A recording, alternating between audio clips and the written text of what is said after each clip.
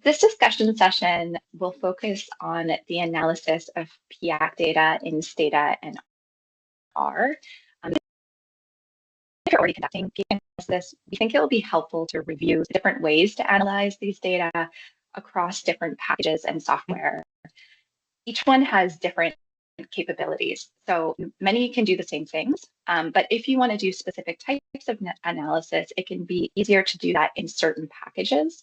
So for example, EdSurvey in R can more easily run pooled analysis between cycle 1 and cycle 2 of PIAAC.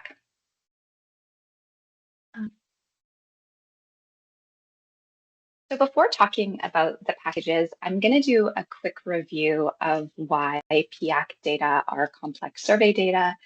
This will help us establish a foundation for the R and Stata packages we'll review.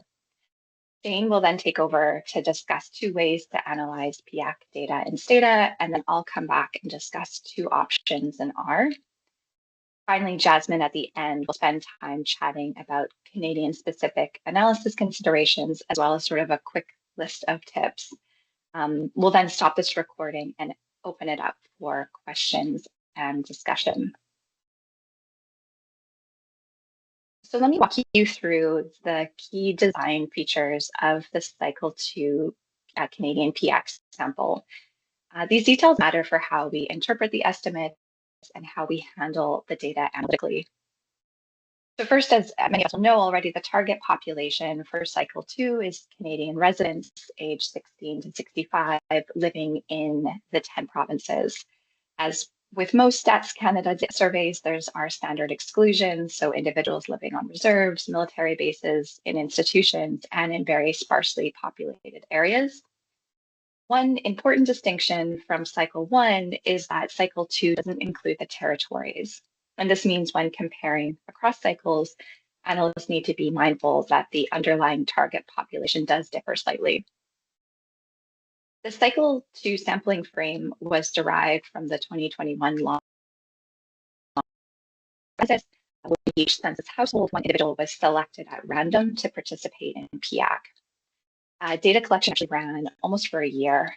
So the reference period was from September 2022 to July 2023. And this is also really relevant for any analysis that might be sensitive to seasonality or labor market fluctuations. Now turning to the weighting structure. So to produce estimates that are representative of the target population, as many of us will know, we must use the final sampling weight. For point estimates, this is the full sample final weight.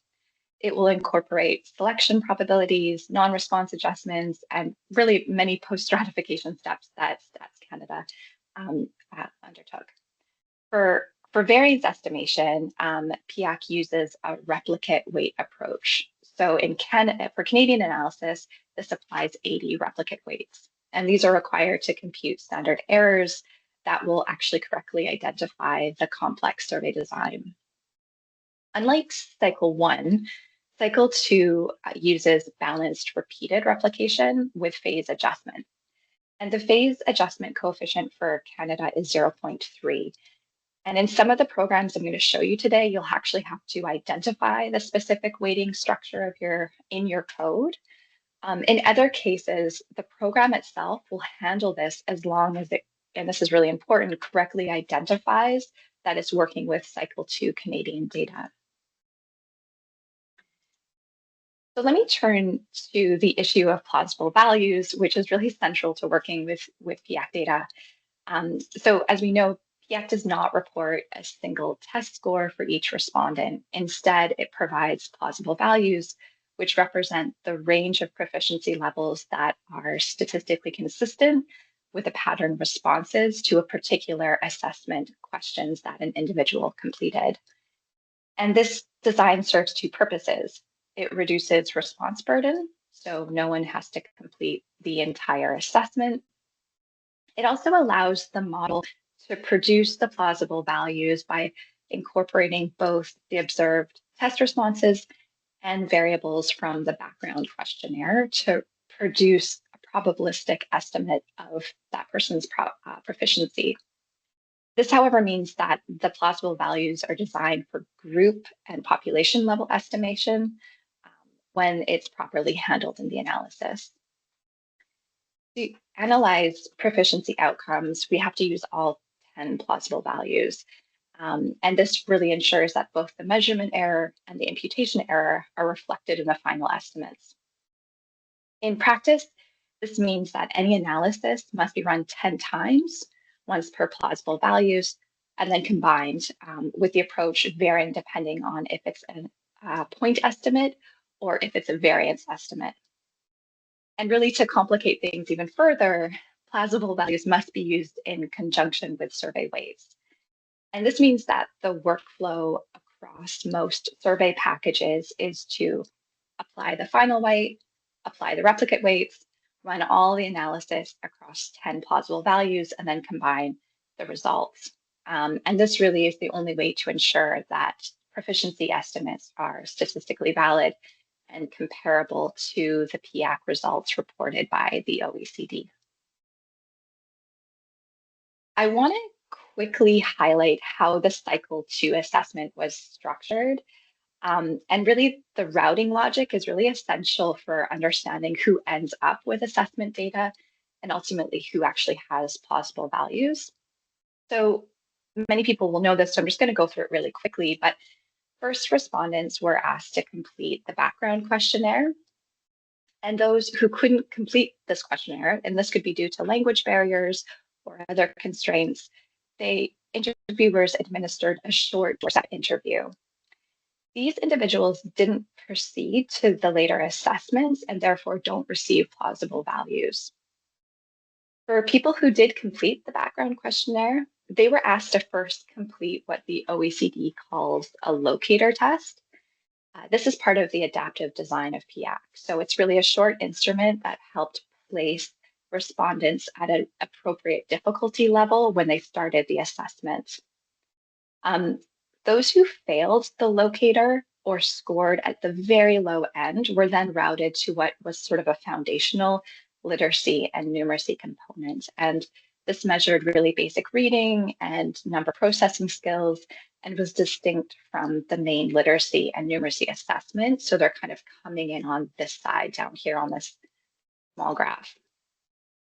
For those who were routed to the main assessment, the PIAAC design used a random assignment to distribute respondents across the domains.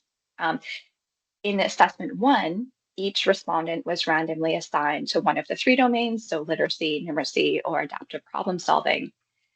And they didn't actually complete 3 assessments. They then went on to a second assessment, and this time it was to one of the 2 that they didn't actually complete in the first assessment.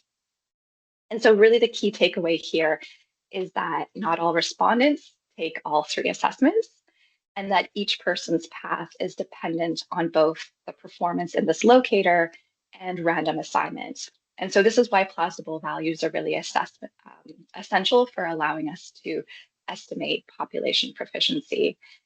And the other thing we'll chat more about at the end is that there's large differences between cycle 1 and cycle 2 in in how assessment scores of low-skilled individuals were assessed and scored. And if your analysis actually includes a large share of those who had very low proficiency scores, it might not actually be possible to run valid comparisons between cycle 1 and cycle 2. But we'll chat more about that at the end. And before we get there, actually, I'm going to hand it over to Shane, who's going to chat through starting your analysis in Stata. Thank you, Ashley. There are a number of different statistical software that you could use to analyze PIAAC data, but Stata is an important one to know because it's kind of the OECD's preferred software. If you are planning to analyze OECD microdata, you'll need to use Stata to use their remote code executable service. So it could be good to familiarize yourself with Stata even if you don't plan on using it for all of your analyses. And if you are going to, fortunately, because it's the OECD's preferred one, they actually have a package that they've built themselves that makes analyzing PIAAC data very easy in Stata. This is the REPEST package. Next slide. This was created by OECD analysts to run estimations with weighted replicate samples and plausible values. And it's frequently updated to account for cycle 2 changes. So if you're working with this package, just you should check for updates frequently. Um, it has the advantage of really simplifying the processing of complex data, automatically incorporating cycle 1 and 2 PIAAC survey designs. It makes it very easy to loop over those different plausible values and kind of incorporate all of the different weights. And is a very simple and logical syntax that kind of just follows from the standard Stata syntax. If you haven't used Stata before, it's a really good idea to kind of familiarize yourself with the standard syntax that Stata uses for all of its commands. It's definitely it's a little bit different than R, and has like a very like a kind of a clear place where each different type of command can be done. But if you understand that, then going from that to Repest should be pretty simple. It's definitely the preferred way of analyzing PIAAC data in Stata, but there's still some things to keep in mind. It doesn't actually work for every type of analysis. It should work with any E-class command. So that's any sort of, those are estimation commands in Stata. So any regression or anything like that, anything that produces basically a set of like model estimates and saves them as a temporary variable. But the command must accept if-in statements and also analytic weights or probability weights. In some cases, there are pretty common commands that you'd want to use in Stata that aren't E-class and that wouldn't work with the repest command, but the repest command has built-in commands that can replace those. So just try to familiarize yourself with the different options available within the package. By default, it also omits observations with missing data, and you should be using lowercase variable names when working with it. This is very easy to do in Stata. You can just use an asterisk as a wildcard and then just say to rename all the variables into lowercase.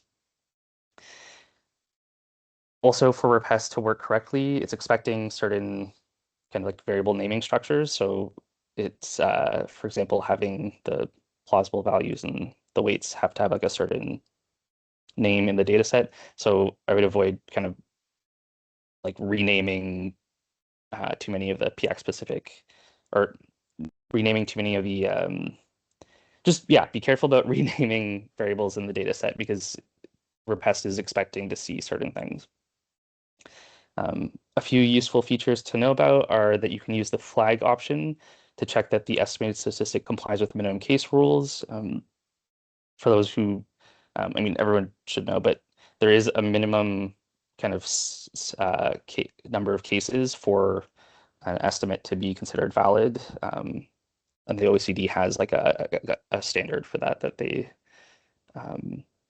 need to be kind of abide by. So this makes it easy to make sure that you're still using that criteria. And you can also use the coverage option to compute what proportion of all observations are in the target sample. So if you're using if to specify kind of a subsample, that helps you kind of see like how it compares to the full sample.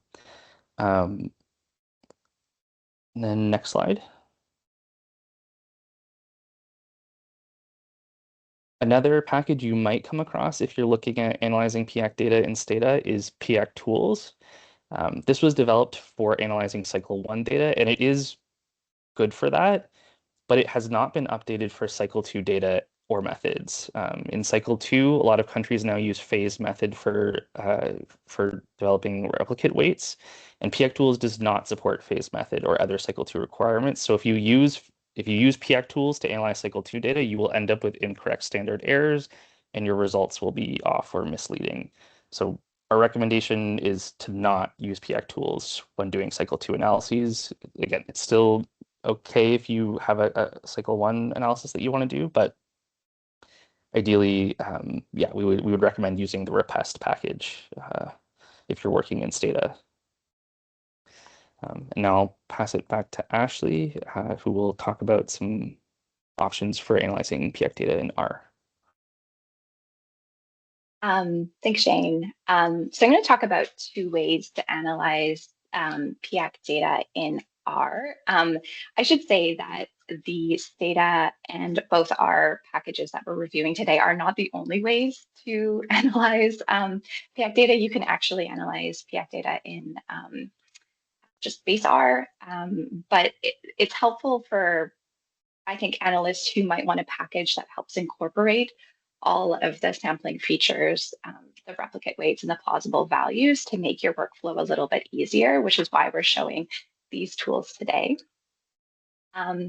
So the first package I want to chat about is EdSurvey, which was created by the US Center for Education Statistics. One of the main leads for this package is Paul Bailey. It was designed to be used with multiple large-scale US and international complex survey data, so PISA, TIMSS, and it's tailored to handle these survey designs and plausible values. The CRAN version has a lot of the documentation for PIAAC analysis is actually based on cycle 1 analysis. And so if you're planning to use it for cycle 2 analysis, you actually have to directly download the most recent version from GitHub, not from CRAN. So if you have this already installed from CRAN on RStudio and you try to upload the cycle 2 data, you're going to kind of end up with a ton of errors. I found this process pretty time consuming. So you also actually have to you have to download our tools, which is a completely different package, and sort of adjacent packages before getting this new GitHub version up and working.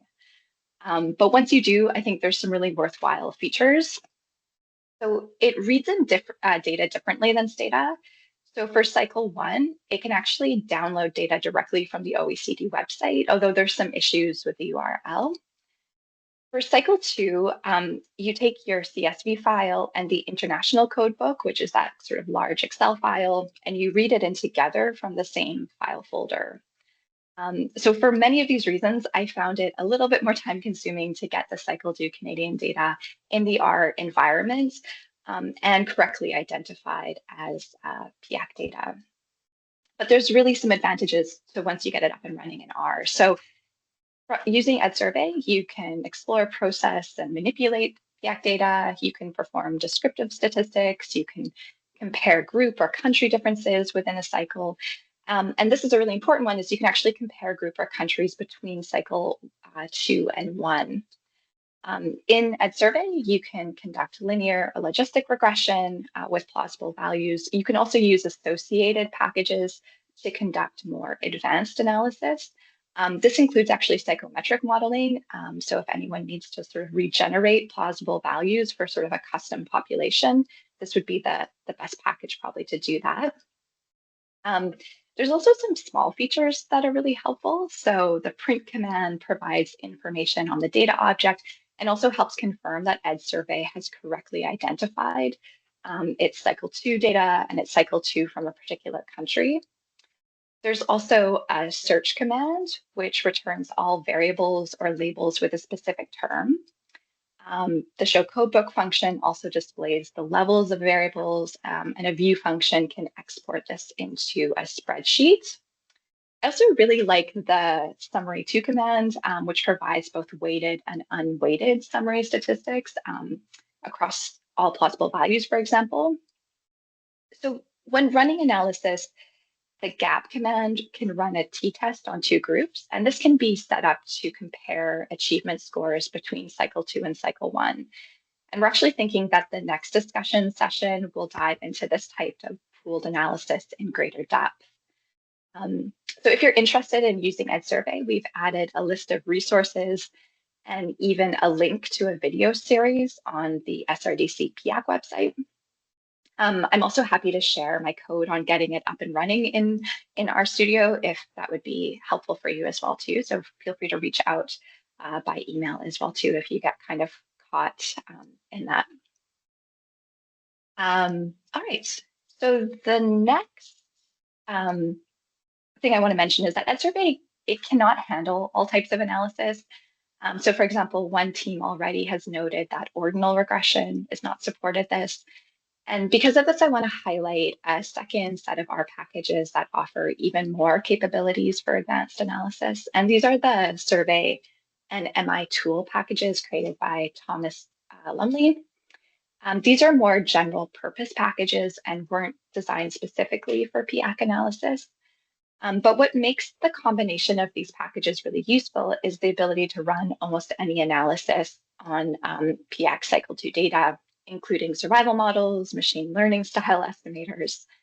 Um, the survey package by itself already provides many common functions, but it's also possible to use it in combination with other packages as well. The thing I want to mention is that the workflow is quite different from the other tools we've reviewed so far. So first you actually create a survey object, which contains the PIAAC data together with the information on the complex survey design. So all of the information we provided at the beginning, such as like what the phase adjustment is, you'll actually directly identify in setting up the model. Setting up this survey object. So once the object is created, this survey package can automatically then take the survey design into account when running the analysis. So it really does require quite careful setup. You'll need to specify the method created to create the replicate weights, the phase correction factor, the number of replicate weights. And once you do this, the survey command can also handle plausible values directly, which could be all you need for sort of standard descriptive and regression analysis. But it's possible to use MI tools together with survey to run more custom functions to take plausible values and replicate weights into account. Um, Again, this will require quite careful setup. So you create the survey object as the first argument and then the custom function as the second argument. I personally have found this custom function to be pretty tricky to set up. It requires sort of a two-step process, but really can be quite useful if you're finding that none of the packages in Stata or EdSurvey can handle the type of analysis you want to do. I'm now going to pass it over to Jasmine, who will chat more about Canadian-specific analysis considerations and a few recommendations when running analysis just in general. Great, thanks, Ashley and Shane, and thank you everyone for joining us today.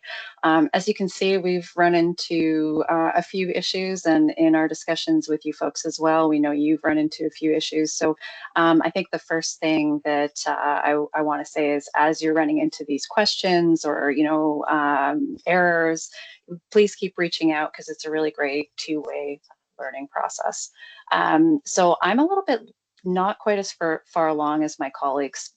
So one of the things that I've been doing is looking at, a lot of crosstabs over the last week, but just to really emphasize considerations if you're running cross-provincial analyses or subgroup analyses, is for the Canadian sample overall, it's a smaller sample. There's a lack of targeted oversampling with cycle 2. And it does sort of limit some of those comparisons.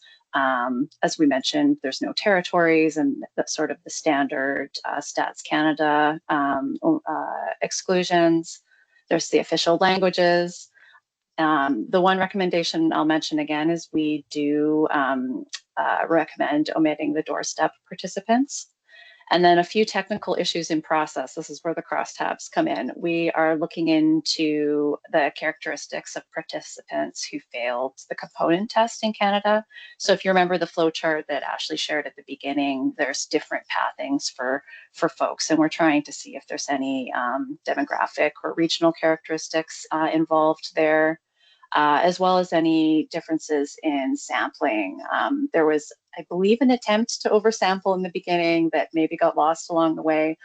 So those are some of the issues that we're looking at currently. You can go to the next slide, please.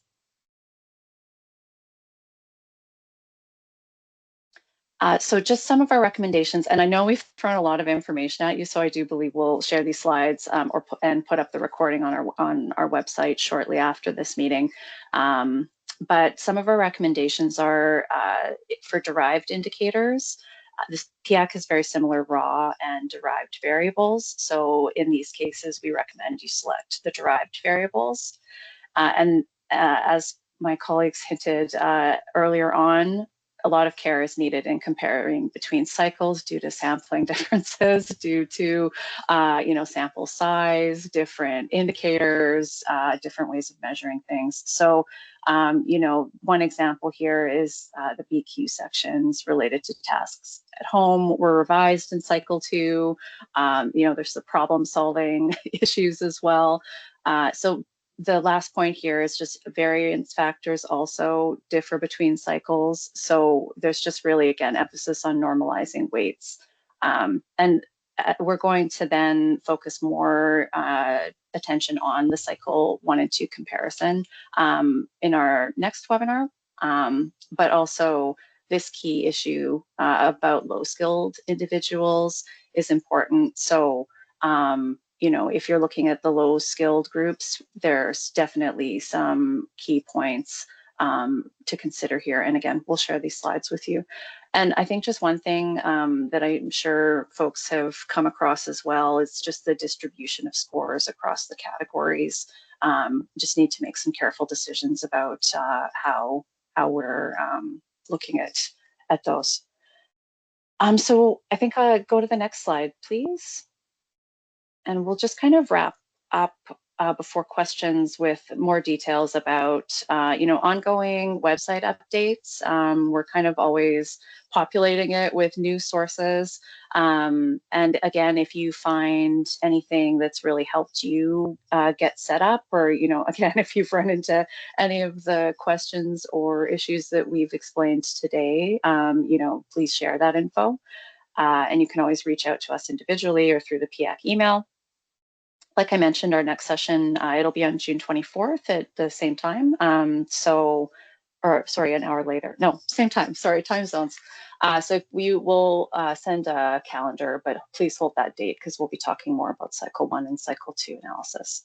And again, really emphasizing, please share your learnings as well. We can kind of get to the discussion now. You can share the next slide, please. So first off, do you have any questions based on what we talked about today? And we're really interested, what further support would be helpful?